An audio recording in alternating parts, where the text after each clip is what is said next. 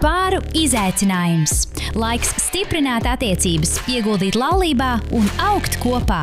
Jo stipras laulības neveidojas pašas, tās tiek būvētas.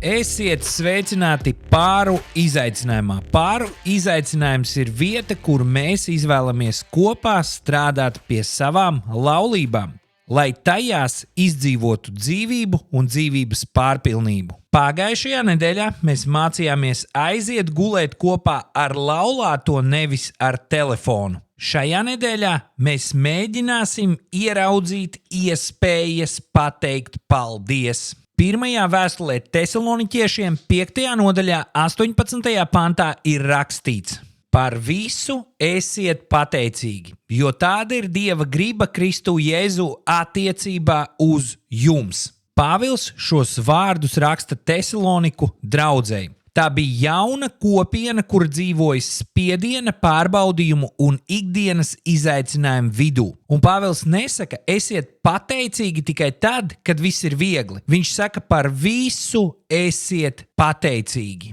Un arī mūsu ikdienas dzīve bieži vien nav viegla. Un visā mūsu skrējienā, kas ir saistīts ar ģimeni, bērniem, darbu un visu pārējo, mēs aizmirstam par pateicību. Un gadiem ejot, mēs sākam uztvert lietas kā pašas par sevīm saprotamas. Bet tas, ka kāds ir iztīrījis māju, tas nav pats pa sevīm saprotams. Ja kāds ir nomazgājis traukus, tas arī nav pats pa sevīm saprotams. Ja mēs atnākam mājās un ir uztaisīts vakariņas, tas nav pats pa sevīm saprotams. Un ja kāds nopelna naudu ģimenei, tas arī nav pats pa sevīm saprotams. Visās šajās lietās kāds cilvēks ir ieguldījis laiku un darbu. Un tā nav liela samaksa pateikt paldies.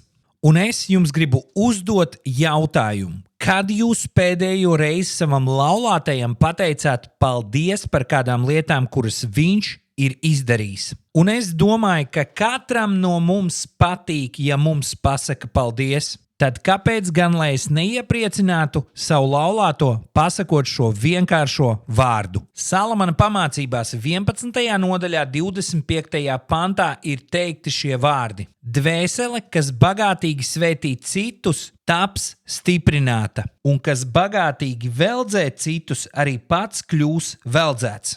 Ja tu svētī citu ar paldies, tu nekļūsti iztukšotāks. Tieši otrādi, Dievvvārds sola, ka tev tiks atmaksāts un tu pats saņemsi atpakaļ atveldzējumu. Es atgādināšu tev vēlreiz, pateikt paldies neko nemaksā.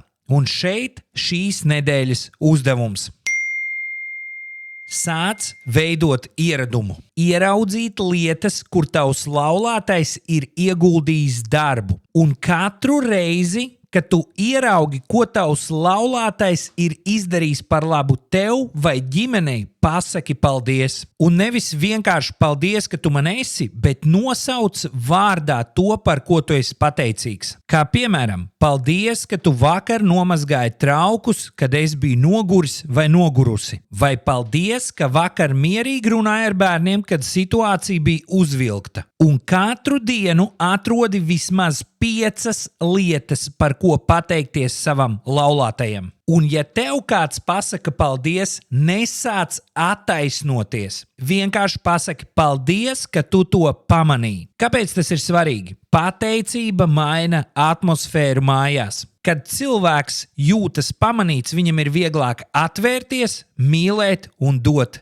tālāk. Un tāpēc arī mūsu ģimenēs ir svarīgi vairāk ieraudzīt lietas, par ko pateikties, nekā tās, kuras kritizēt. Es ticu, ka ar Dieva žēlastību mums tas izdosies.